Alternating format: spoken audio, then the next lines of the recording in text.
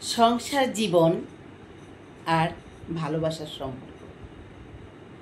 আবারও বলছি, সংসার জীবন অথবা ভালোবাসার সম্পর্ক, এই দুটোকে যখন পরিপূর্ণভাবে ধরে রাখতে চাইবেন বা টিকিয়ে রাখতে চাইবেন, সেখানে আপনাকে দুটো কাজ করতে হবে। একটি কথা হচ্ছে, খিটখিটে মিজাজ নিয়ে তাদের সাথে কথা বলা যাবে না, আর তাদের সামনে তাদের দোষগুলো বারবার তুলে ধরা যাবে না। তুমি এটা দোষ করছো, এটা দোষ করছো, কেন করছো, কী কারণে করছো। আর তার সামনে গিয়ে নিজের ফোন নিয়ে সারাক্ষণ ঘাটাঘাটি করা যাবে না। যতটুকু সময় তার কাছে থাকবেন ততটুকু সময় আপনি বুঝতে পারছেন সে ভুল করছে, আপনি বুঝতে পারছেন সে ভুল করছে, ভুল পথে চলছে।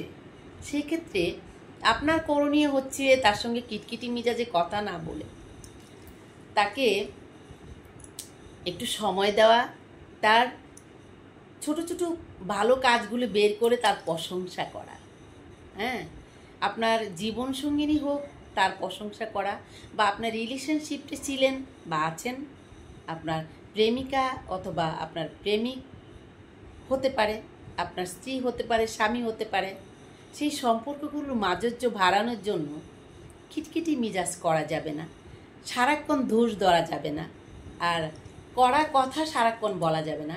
কখনো কখনো মিষ্টি কথা বলতে হবে, সম্পর্কর মাধুর্য ফিরিয়ে আনার জন্য, সম্পর্কর ভালোবাসা ফিরিয়ে আনার জন্য, সম্পর্কের মধ্যে মাখো মাখো সফটনেসটা ফিরিয়ে আনার জন্য একের প্রতি আরেকের ভালোবাসাটা তুলে ধরতে হবে। আপনি ছোট ছোট তার যে গুণগুলো আছে সেগুলোকে বের করে তার সামনে বড় করে প্রেজেন্ট করতে হবে যে তোমার এই কাজটা খুব ভালো, বা তুমি বাট দেন তুমি এটা ভালো করেছো বিকজ তোমার মধ্যে এই গুণগুলো রয়েছে। যখন আপনি তার সামনে ছোট ছোট প্রশংসাগুলোকে বড় করে তুলবেন, তখন দেখবেন সে তার ছোট ছোট কাজগুলোকে সে বড় করে আপনার সামনে তুলে ধরার চেষ্টা করবে, সে কাজগুলো করার চেষ্টা করবে। তখন বিষয়টা কী দাঁড়ালো, আপনার ভেঙে যাওয়া সংসার, ভেঙে যাওয়া সম্পর্ক, বা মানে ভিতরে সম্পর্কের মাধুর্য হারানো বা কমলতাগুলো হারিয়ে যে সম্পর্কের মধ্যে গিয়েছে সেগুলো আবার ফিরে আসতে শুরু করবে।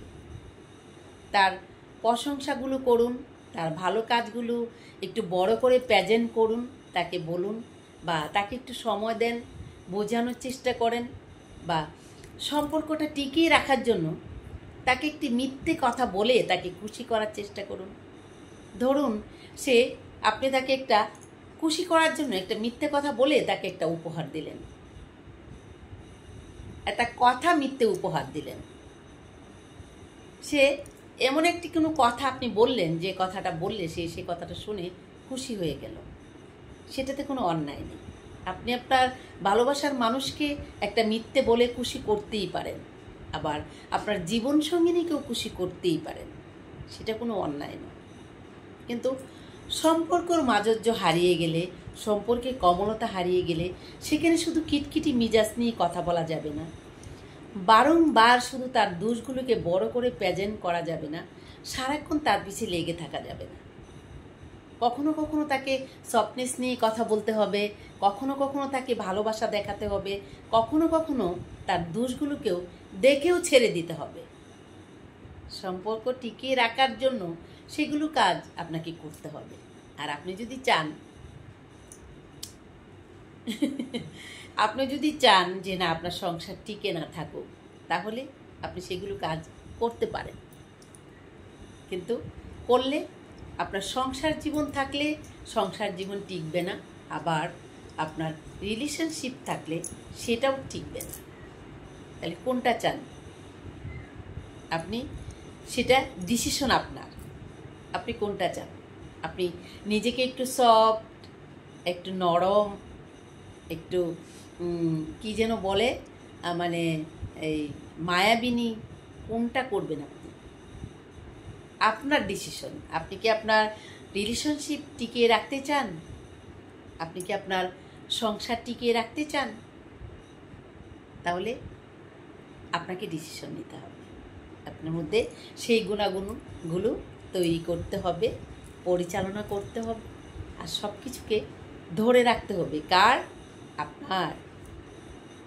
এবার আপনি ডিসিশন নেন কি করবেন। আমি তো শুধুমাত্র একটু ক্রু দিলাম, ক্রু। তাহলে আজ আমি এখান থেকে বিদায় নিচ্ছি। দেখা হবে অন্য কোনো ভিডিওতে।